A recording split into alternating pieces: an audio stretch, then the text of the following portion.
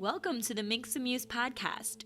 I'm your host, Crimson Minx, creatrix of Minx and Muse, a fiercely feminine playhouse that cultivates self-discovery and empowerment through classes, workshops, and events centered around esoerotic dance, transformative movement, and mystical exploration. During this podcast, I'll be having candid conversations with fiercely feminine witches, seductresses, and dark goddesses living in Austin, Texas.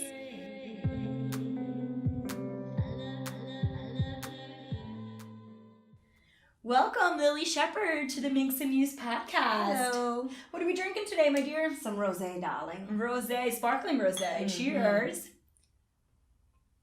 Thank you so much for joining us today. Thanks for having me. Oh, of course. I've been so excited to speak with you. So, how would you describe yourself in one sentence or less? I am a multi-dimensional woman with a wealth of bad bitch energy. Oh, I love that. That suits you very well. Thank you. Yeah, and for those who don't know you, like what are the things you do in this world in terms of, I mean, I know you're a mother, you're a girlfriend, your daughter, all of those things. Mm-hmm. What are some of the creative pursuits you do in this world? Dancing, my dear. I like to say a movement and expression facilitator more so than a dance instructor. How do you differentiate that? I facilitate, I help. I'm not there to instruct. I mean, I'm kind of a guide. I like to be thought of as more so of a guide than actually I'm going to tell you what to do and you're going to spit it back out to me. Mm-hmm. So I'm a choreographer as well, and that is exactly what that is, but in terms of classes and stuff, yeah. What you're offering, or what your Mm-hmm. kind of soul passion is when you're Absolutely. doing your own thing and not being hired. But you do get hired to do choreography? And Yes, I do. I also write. Have a blog. Ooh, what's the blog? It is bloomu.life. Bloomu.life, okay. Yes, because I want you to get your life when you read it. It's just the things that I like to talk about: motherhood, entrepreneurship, just my perspective on things.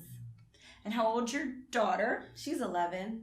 Oh, she's cute. I've met her. She's a sweetie. Yeah, she's a good one. She's a handful. Well, they all are. There, she's entering teenage years, so. Oh, not yet. I think she'll do well. So. So what are some things, let me know about your dance history. So did you go to school for dance? What's kind of your path been up to this point? Well, I put on my first little tutu at 4, Oh. and it was really cute, and that's where it started. I danced in dance studios as a child and did competitions and all that kind of stuff, and then went to a performing arts high school. So I was a dance major there. And where was this? In Rochester, New York. The Rock is in the building. So yeah, and then I was a dance major in college, and I graduated with a degree in dance. And then I moved to Las Vegas, where I became a dancing diva, as they say. I just was doing shows and getting gigs and performing, and that's also where I started my foray into the world of adult dancing, aka a scripper. I would want to talk to you about that. Yeah, because you actually, you teach workshops here Mm-hmm. and series and things like that. And the last one you did was Strippers and Showgirls. We've done a few of those at this point. So you've been both. You've Mm-hmm. been a showgirl, you've been a stripper. I know you differentiate between the two. So what was your, first of all, stripping? That started in Vegas. Uh-huh. What was your experience with that? Oh, wow. I mean, it started as kind of a fun amateur night thing. I mean, how the whole thing started was I was at the Hard Rock hanging out, met these 2 guys, this gay couple, and was just drinking and talking with them. And they were like, honey, you are so hot, your little body, you could probably make thousands of dollars a night. And, and I'm like, oh, okay, whatever. And then it's across from a strip club called Club Paradise. And they were like, there's an amateur contest. We saw it when we were driving in. And of course, well, let's go do it. So I go with these 2 strangers that I had just met. They were super nice, and they were like, we're going to support you, we're going to yell for you and make sure you win. And I went and I did the contest, and I was surprised at how comfortable I felt. I felt like this is all you have to do. I mean, like, okay, my boobs, I dance, and I didn't win, actually, because there was a girl there that was like a bachelorette, and all of her friends, she had a whole crew, and so she won first. Popularity contest, right? But I did walk away with $500, and they were like, "Hey, if you ever want to work here, that was your audition. You know, you can just show up." And I was like, okay, and that was the start of it. That's like a movie. It is. It is. It was really fun, though. How long did you do it for? A long ass time. On and off. 9 years. Wow. Yeah. And then you were also at the same time pursuing like Vegas showgirl stuff, right? What were some of the things you were doing in Vegas that it's such a different world. I mean, those two are so similar but very different. I was in a traveling show called Legends Alive, which I was it's an impersonator show. So there was like a Garth Brooks, a Cher, Whitney I've heard of this one. And so we traveled with that. And I was a go-go dancer at Studio 54 and at Tao, and just various little gigs. Whenever I could just get something, I would grab it and do it. That Vegas like performer life is so fascinating to me. It's rough. It was fun. I was really young, and I was just excited to be paid to dance. Yeah. So I was and Vegas at that time was very inexpensive. And so I felt like... When was this like? I'm balling. This was like 2003. Okay. Mm-hmm. Early 2000s. Oh, and that's the year I danced with Beyonce on the Billboard Awards. That was one of the big... Yeah. Oh, that's so rad. Yeah. That was a big... gig, for just arriving in Vegas. So that was cool. And this was all happening simultaneously, like with the strip club and also auditioning and stuff. I love that creative energy in your early 20s. It's like if you go to college or not, but you're just like, I'm going to take over the world. Mm-hmm.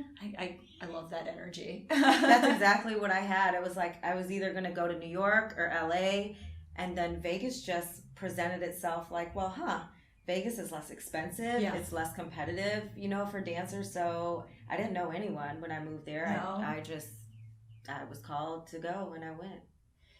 I love it. So you said the strippers and the showgirls, you see similarities, but you see difference. First of all, similarities. Similarities are just the confidence, that it takes to be anywhere, scantily clad and, just kind of showing your body.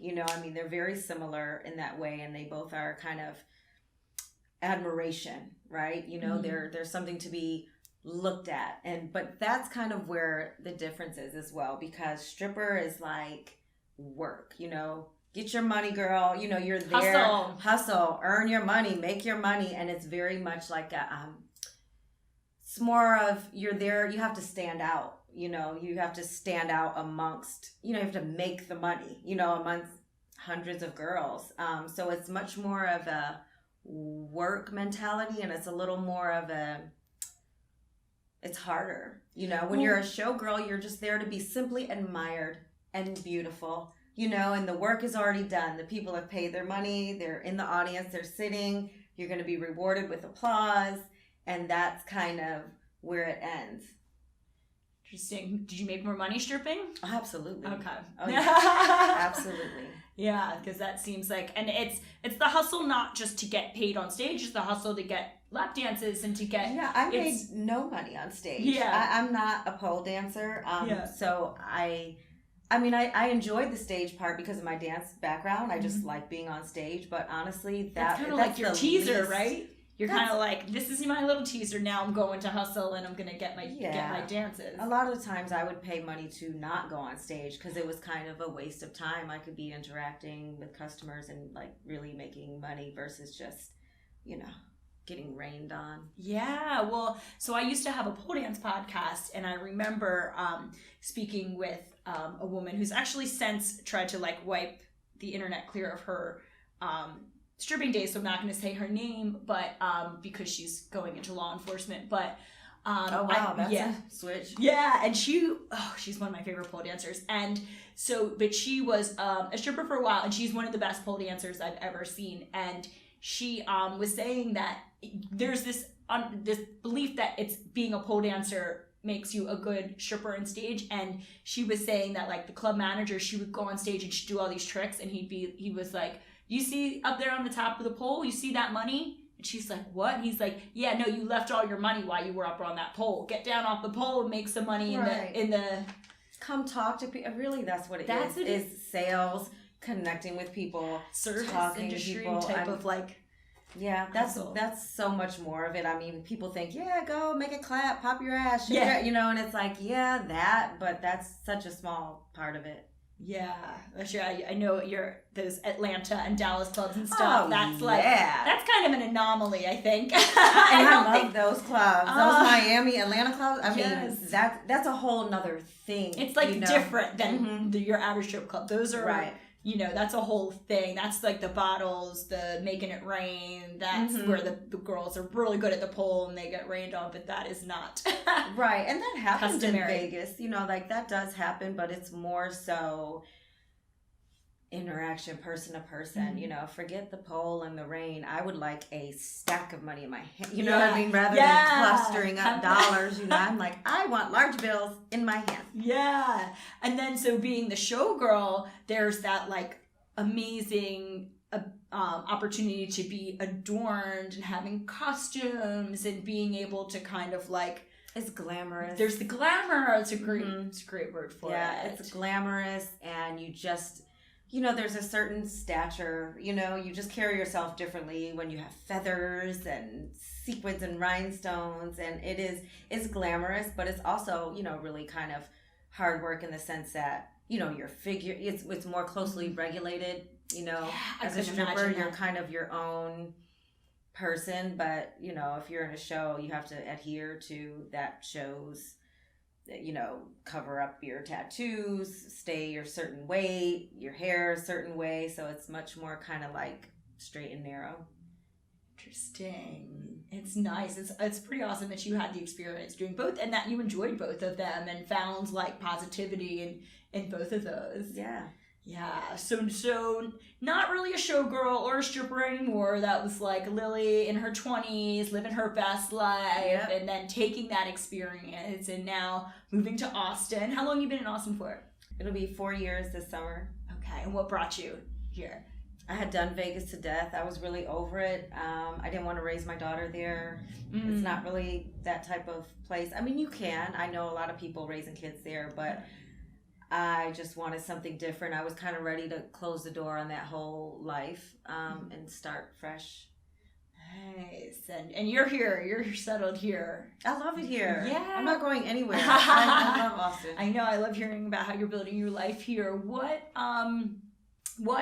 is your like focus now? So you're doing I found you as Body Bloom ATX.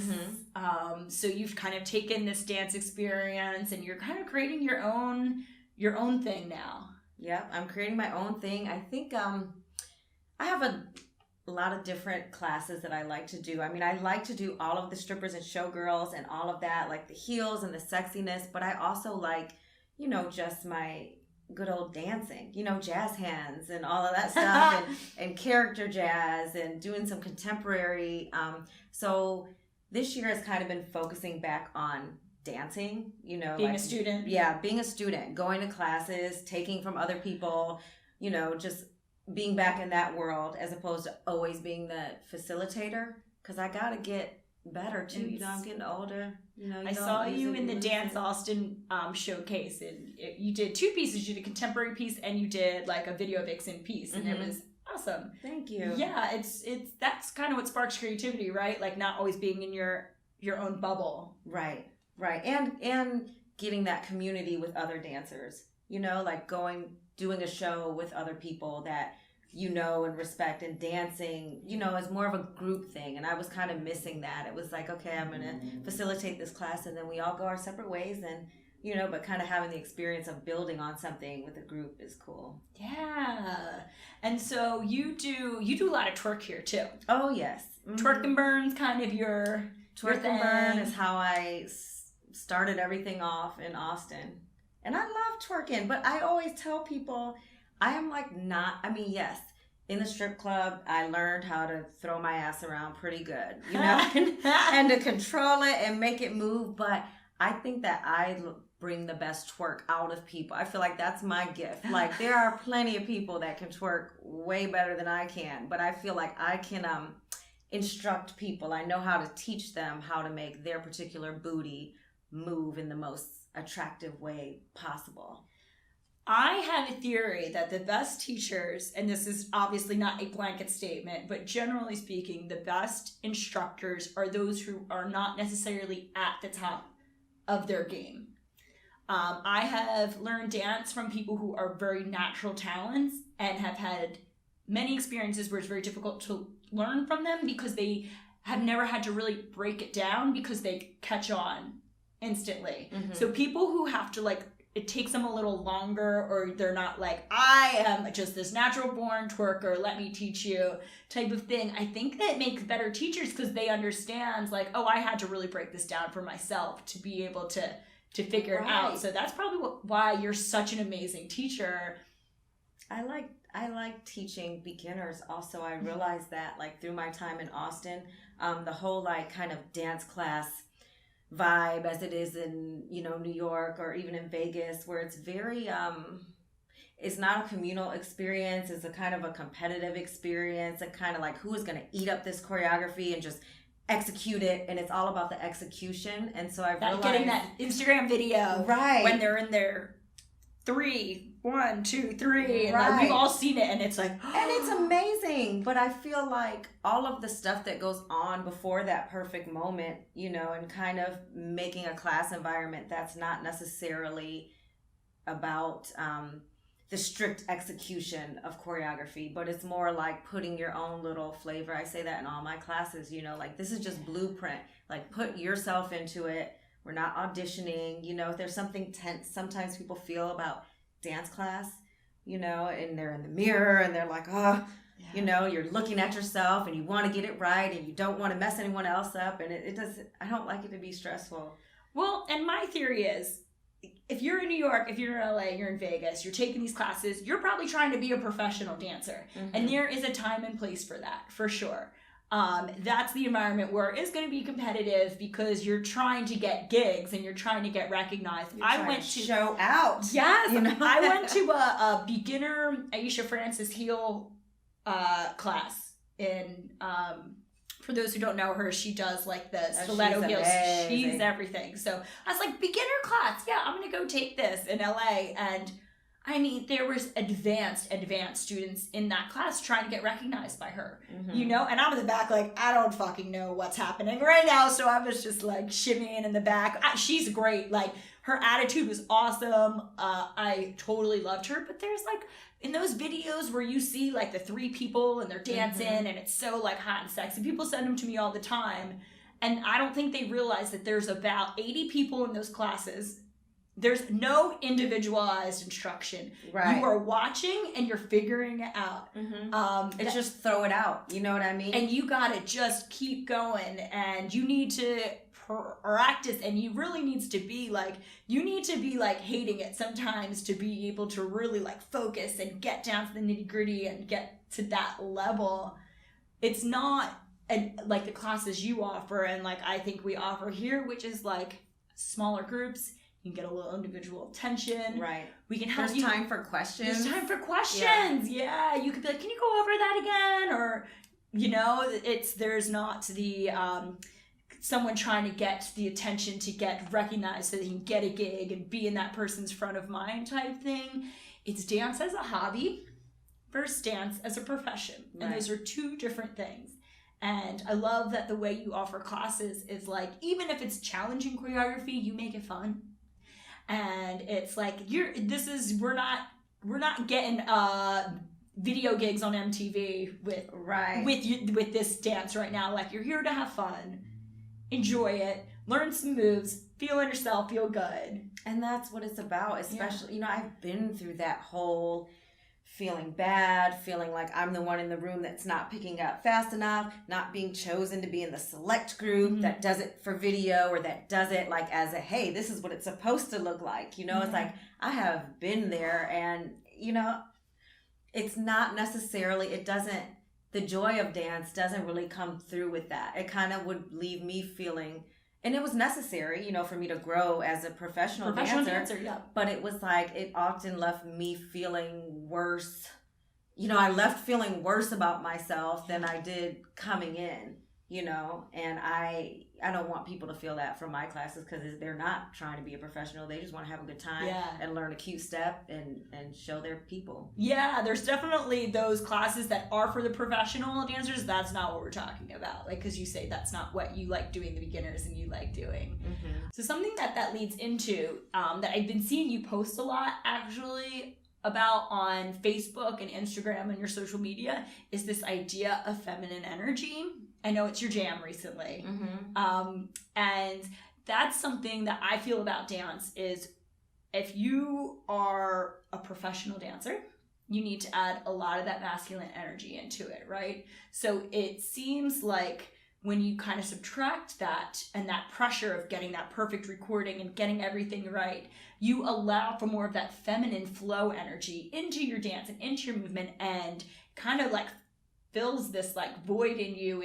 To me, that feels better. I'm all about allowing ourselves to experience the feminine. And I think dance is a perfect way to do that if you're allowing yourself to do it in like a non-competitive, non-beating yourself up, allowing just that feeling and emotion and joy that comes from the dance movement itself to flow through you.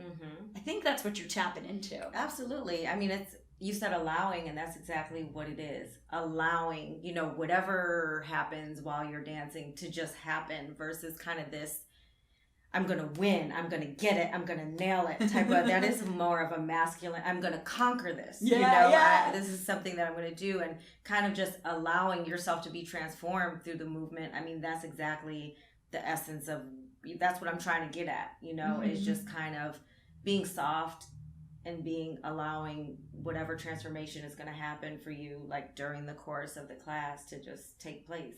Yeah. What is your thought on the feminine? Like, how would you describe it, and how do you see you embodying that in not just your classes, but your life? I think as far as being feminine, kind of the sensual, you know, being engaged with all of our senses. You know, I'm a very sensual person. I like to taste the food and drink the drink and smell the flowers and touch the velvet and all that kind of stuff. And I feel like the movement in your dance. Yes. I mean, it's all one whole big experience. And I feel like sometimes we get, as women, pushed away from that, you know, whether it be because you're a mom, or because you're in corporate America, or because you have a job that dictates, you know, pleasure. You know, there's only so much space for pleasure in your life, you know, and women are at our best, you know, when there's pleasure in our lives. It's true.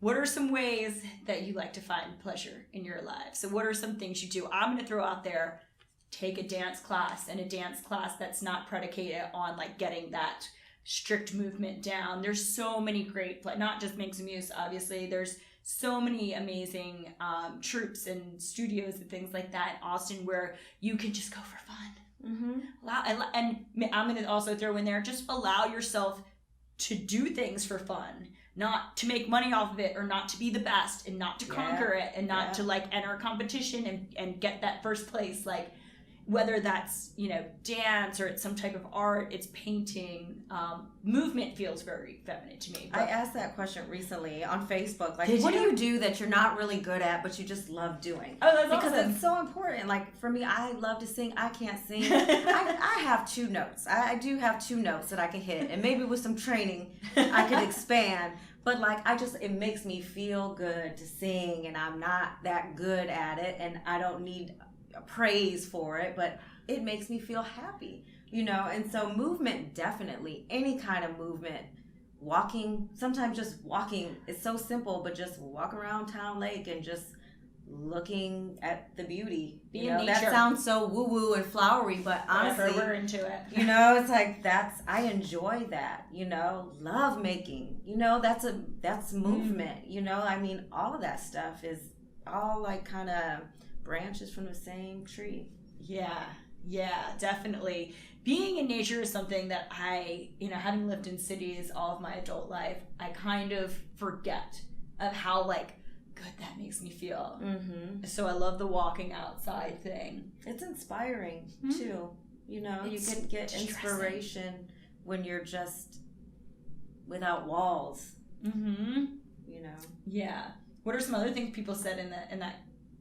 People said all kinds of things. Cooking. You know, Cooking, I'm not really good at cooking, but I love to do it. You know, cooking, needlepoint. I mean, people have things that they know. Okay, I'm not going to make any money. No one's probably going to pay me to do this, but I enjoy it. And you need those type of things, you know, like an outlet, like just something that you're really just doing because you enjoy doing it. Yeah. For no other reason. Yeah, adult hobbies are a thing. Mm-hmm. We were talking about this before we started recording about how it seems like our parent generation before us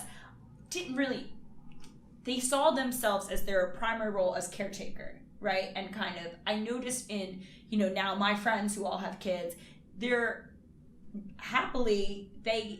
consider themselves as individual people and pursue things outside of their children, which is, I think, very healthy. Mm-hmm. And so, yeah, just like finding fun hobbies that feel good. And it's healthy for your kids too. For your kids to see you living a life. Oh, I like that. You know what I mean? I think about that all the time with my daughter. I'm like, at times I often think I do so much, and I know that I'm a good mother, and I know that we have a good relationship, but at times I'm like, I'm not that like, every time there's a play date and we're going to schedule my whole life around my daughter's activities and what's she going to do and we're going to do this and we're going to do, and I don't want to plan all of her time, you know, and sometimes I do feel a little guilt with that, but I feel like she's witnessing me living, you know, and so I try to include her and like, not do it in a vacuum, but do it in a way that she can see so that she can, you know, hopefully emulate or learn from or say, hey, my mom was like living her life and it didn't affect me negatively. You know, I was right there, you know, but it can happen. There's this idea that not being, and I will preface this, but I'm not a parent, so, but I do witness this from friends of mine who are parents, that they feel negligent if they're not like completely 100% dedicated to their children, and I don't think that's the case. I love the way you put that, Ivy, and you're obviously more of an expert than me, so yes, positive modeling, role modeling is super rad, especially for young girls. Mm-hmm. Yeah. You're going to be a woman one day. Yes. Yeah. And then one other thing I wanted to touch on, we were talking about was you were saying that this was off camera last time we met, but you were saying that you feel like you've really started like embodying this feminine energy, and a lot of that came from doing shadow work.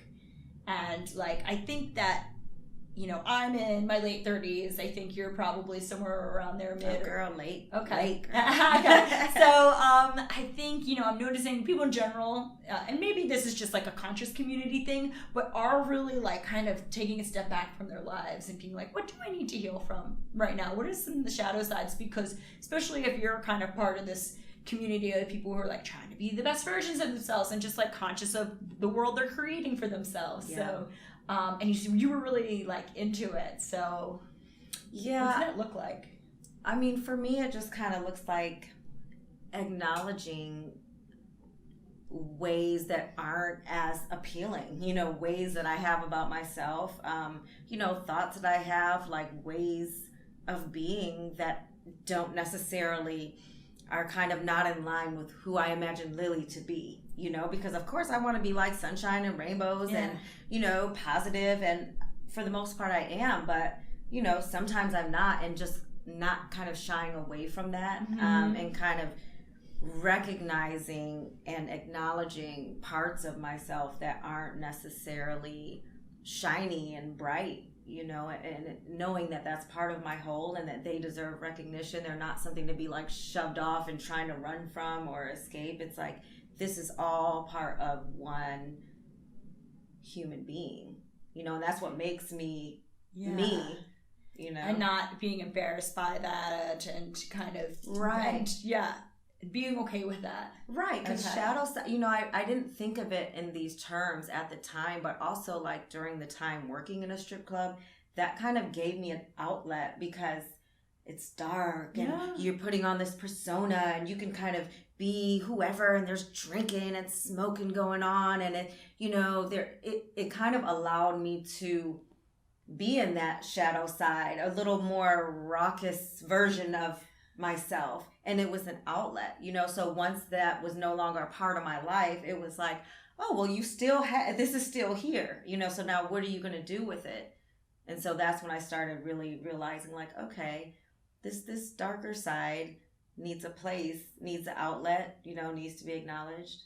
Yeah, it's funny because our mutual friend Mel, I saw her post, you had an event at a strip club actually a few weeks ago, and I guess she had posted a video from it, and people were like, because she does a lot of like yoga and spiritual things, and she got some backlash, and she did this post, shout out to Mel. Shout out to Mel, full ass human. Yeah, I'm a full ass human.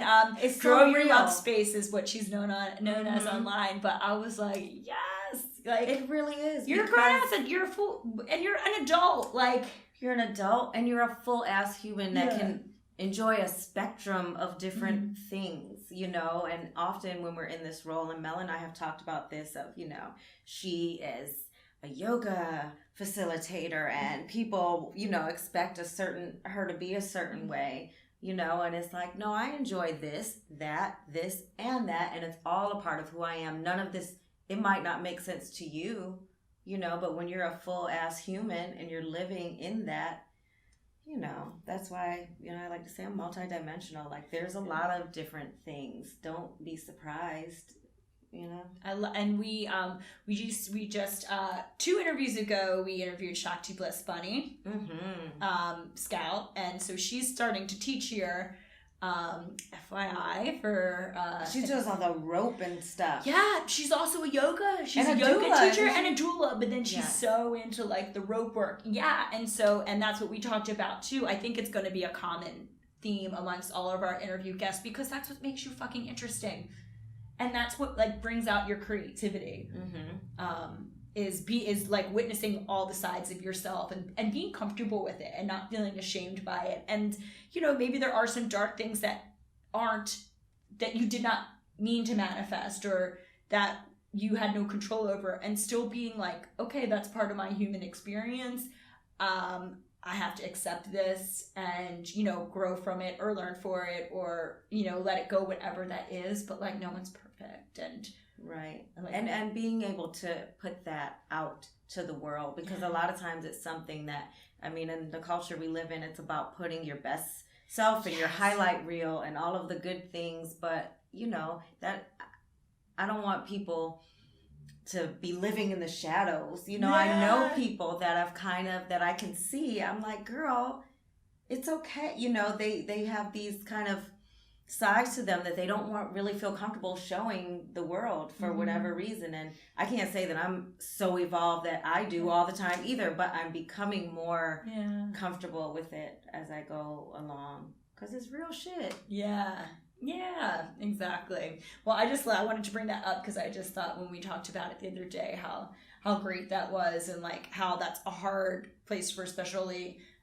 women who put a lot of pressure on themselves to kind of like project as like very polished and maybe spiritual or, you know, maybe perfect in some sort of way. Like, it's cool. Spiritual women have dark sides too. You know what I mean? There's, you know, we talk about the dark goddess here a lot, and I believe I use that verbiage in the podcast because I'm really drawn to dark goddess energy. It's still goddess energy, right? You know, but it's to me a bit interesting, and maybe it's seen as taboo, but it's not to me. As long as you live a life out of love, you know, who's to say what that looks like, you know?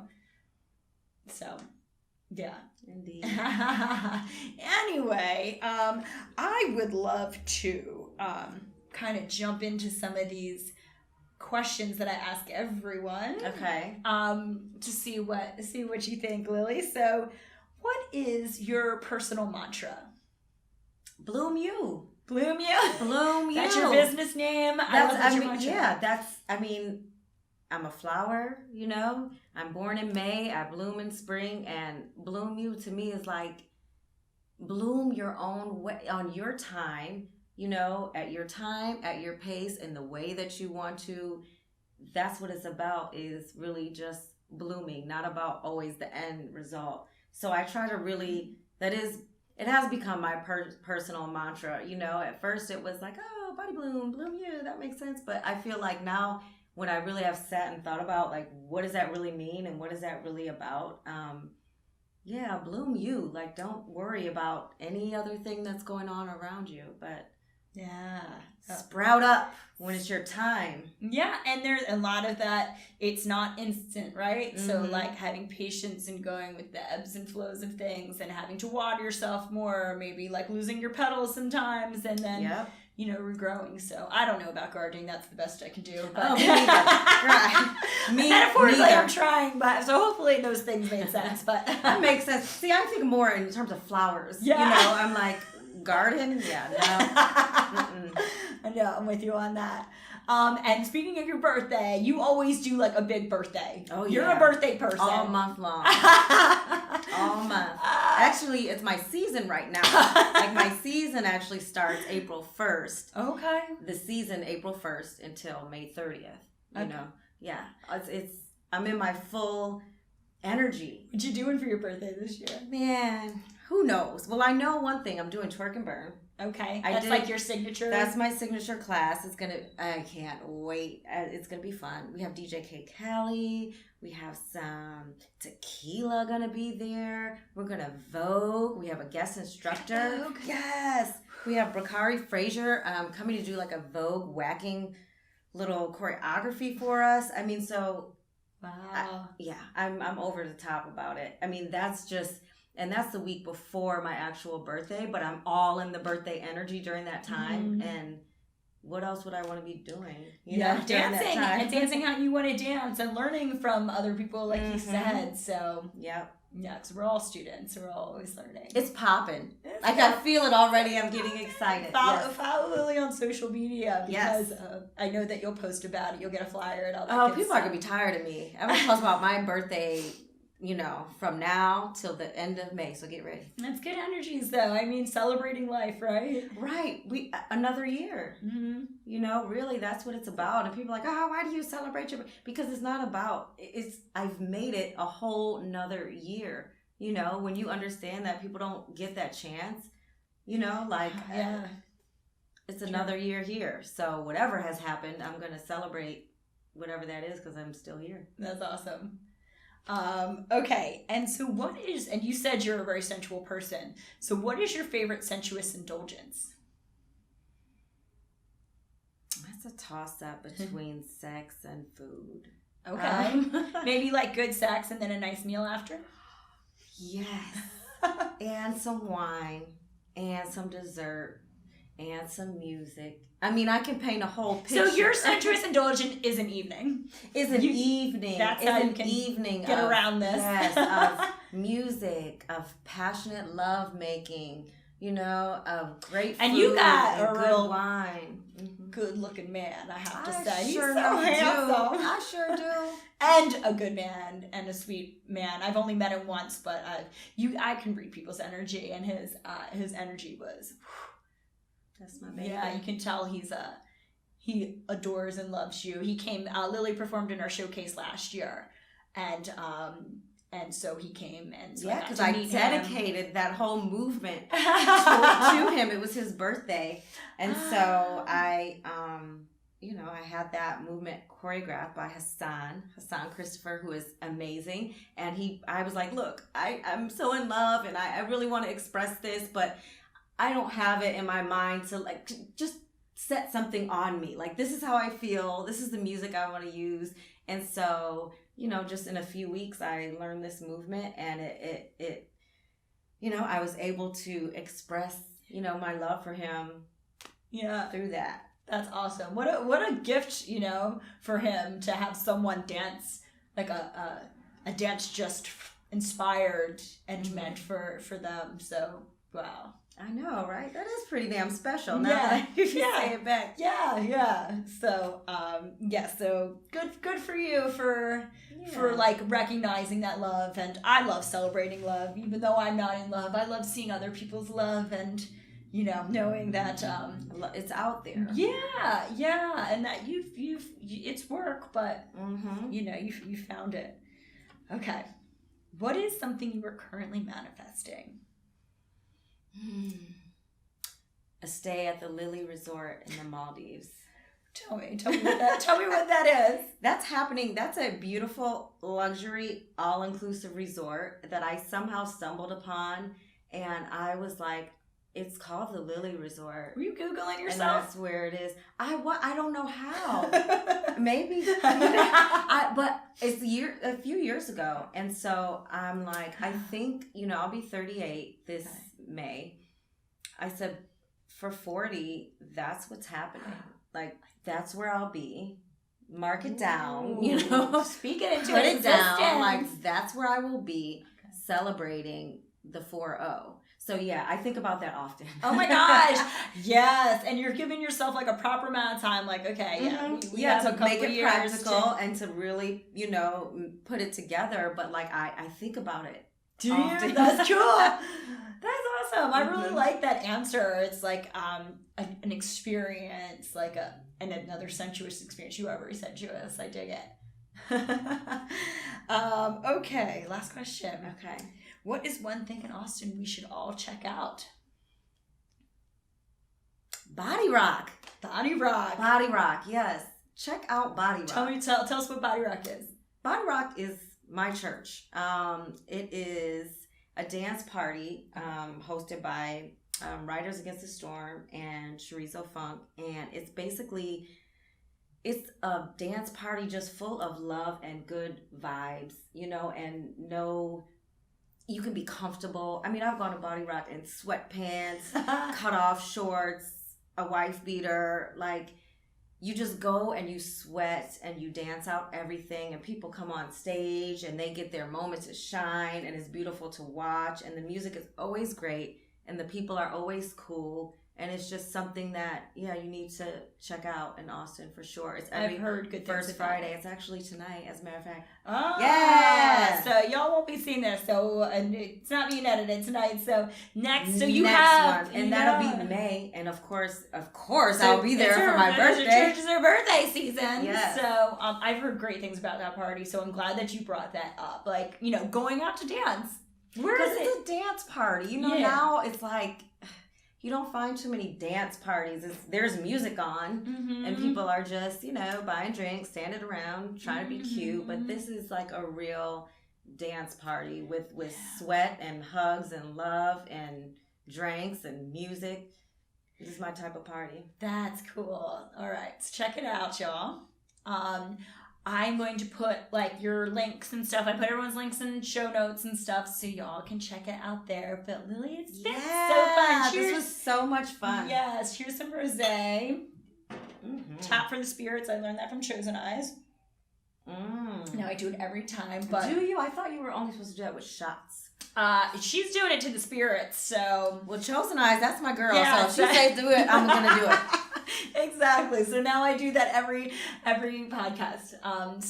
But thank you so much. You're such a babe. I'm so happy that you're in our life and you're part of the studio. And we love you. Love you too. Oh, and thank you everyone for watching. Yes, thank you. Bye. Thank you for joining us for the Minx and Muse podcast. You can find show notes and learn more about the studio at www.minxandmuse.com. Go get your life, boo, and we'll see you again soon.